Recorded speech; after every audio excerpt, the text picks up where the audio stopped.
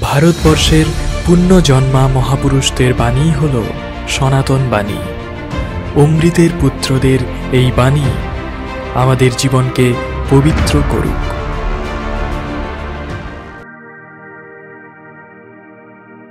শ্রীরামকৃষ্ণের মুখে বলা কিছু গল্প দিয়ে শুরু হচ্ছে স্বামী প্রেম ঘনানন্দের রচনা রামকৃষ্ণের কথা ও গল্প।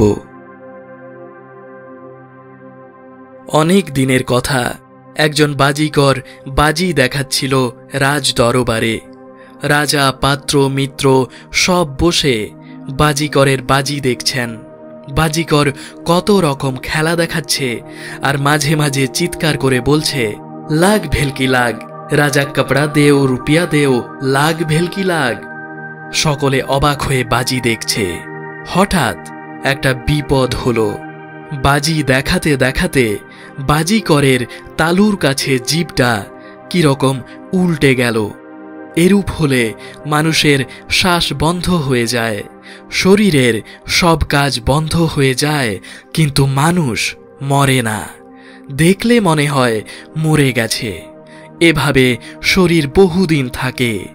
এ অবস্থায় মানুষের জ্ঞান থাকে না, আবার শরীরটাও নষ্ট হয় না। জিভ উল্টে শ্বাস বন্ধ হয়ে যাওয়ার নাম কুম্ভক। বাজিকরের জিভ উল্টে গেল, তার শ্বাস বন্ধ হয়ে গেল। সে বসে পড়ল, আর দেখতে না দেখতে তার শরীর একেবারে মরার মতো হয়ে গেল। সকলে মনে করলে বাজি দেখাতে গিয়ে কি একটা গোলমাল হয়ে লোকটা হঠাৎ মরে গেল। তারপর রাজার আদেশে একটা ইটের কবর তৈরি করে তাকে সেভাবেই পুঁতে রাখা হলো। তারপর 1000 বছর কেটে গেছে।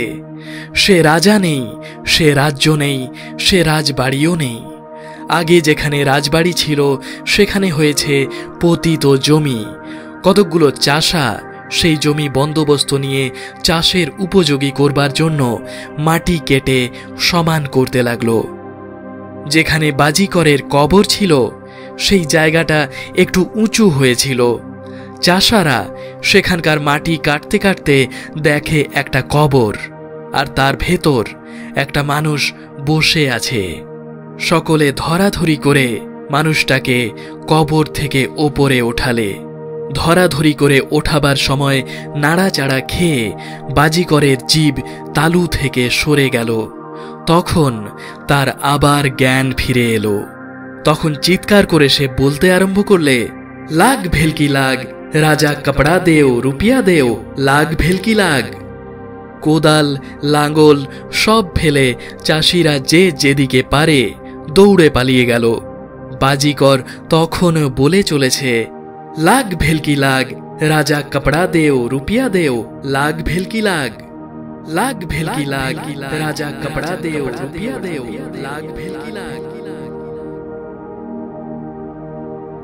নীতি কথা, মনই সব। শকুনি কত উঁচুতে ওড়ে, কিন্তু তার মন থাকে কোথায়? কোথায় গরু মরেছে, কোথায় কুকুর বিড়াল মরেছে। এরকম অনেক লোক আছে যারা অনেক বড় বড় কথা বলে বা বড় বড় কাজ করে, কিন্তু তাদের মন থেকে যায় ছোট ছোট বিষয়ে। তাদের বিশেষ উন্নতি হয় না। যোগীরা কুম্ভক করে মন স্থির করেন, তখন তারা হৃদয়ে ভগবানের দর্শন পান। বাজিকরের মন ঈশ্বরের দিকে ছিল না, তাই এত উঁচু অবস্থা লাভ করেও তার কিছুই লাভ হলো না।